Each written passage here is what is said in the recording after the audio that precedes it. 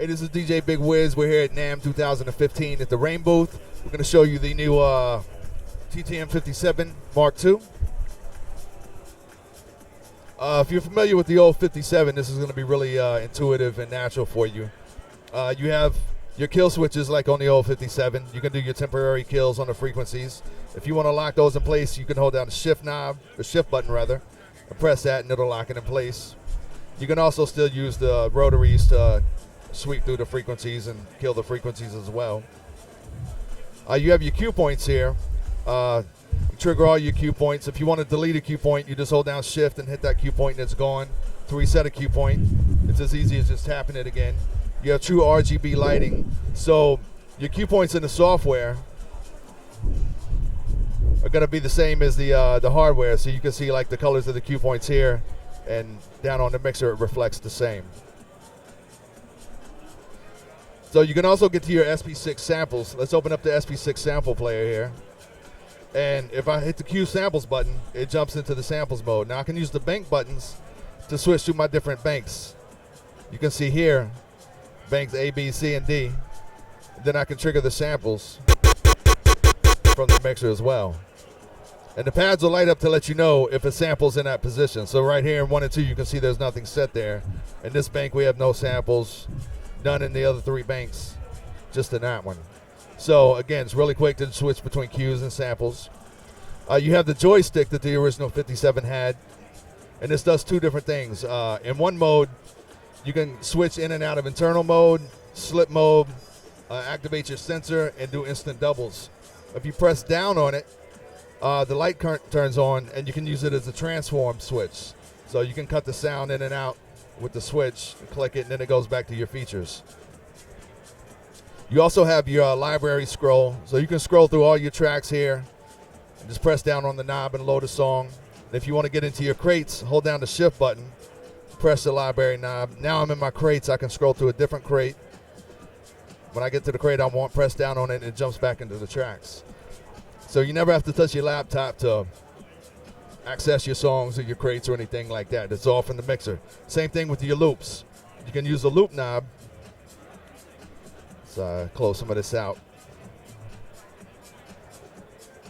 So you can use your loop knob here to scroll through your loop parameters. And when you get the loops you want, press down on it and it'll automatically set a loop for you. Then you can turn the knob and break that loop down. Click it again to take it out of the loop. You can also do a loop roll by pressing the roll button.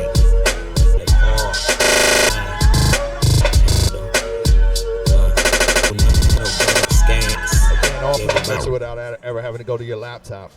Your effects, your software effects, and Serato DJ, the isotope effects can be controlled from the mixer as well. The original 57 had built-in effects in it.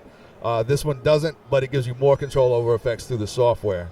So if I press the effects button, you can see this light starts blinking. Now when I turn the knob, it's going to open up my effects list on the software. I can choose whatever effect I want, press down on it, select it, and now when I hit the on button, it's going to turn that effect on and off. And I can control the parameter of the effect. I can also hit the shift button, hit this, and go into the beats and change the beats. So if I have an echo that's at 1 bar, I can make it half bar, quarter notes or eighth notes or anything like that. So again, I have all my effects control without ever having to leave the face of the mixer. You have a USB aux channel here, and you can route your SP6 through that channel. So your sample player is going to come out of its own dedicated channel. You have your volume, obviously, and you have a high-pass, low-pass filter for the effects. You can even cue the effects separately. And each one of the channels has a high-pass, low-pass filter as well on both of the channels. The fader area of the mixer is just like the original 57. You can set it up, customize it to however you play. If you play normal, traditional, like the way it's supposed to be set up, then you're good to go. But if you like to switch the input of your crossfader, hit the reverse switch. And normally, you know what I'm saying? Well, it's the first button. Now it's going to be. Ain't no one better. You can switch that. That's the way your sweater, cause I'm cooler than. Input to where the sound is off at the top and on the bottom. I can hit my channel. Corners like I was a. So now it's going to be off. Southern players, I heard it's not. from, but when you pay rent. Then I heard it's not what you make, but how much you spend. You got me bent like elbows a month. But I'm not. Cause when up in the like a curry, so go get your phone. So if you have two different DJs spinning and they set their mixes up completely differently, you don't have to rewire everything in the back or anything like that anymore. You can just hit the buttons you need and set it up however you want to play. And unlike the original 57, the 57mkII has two sound cards in it, two 10-channel sound cards. So two DJs can hook their laptops up at the same time. So we could both be spinning. I could have my laptop over here. You can have yours here.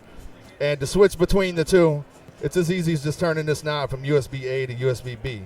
So I could actually be playing the song on USB-A on this deck. You could switch to USB-B on this deck, and we could both be playing from our laptops at the same time on the mixer.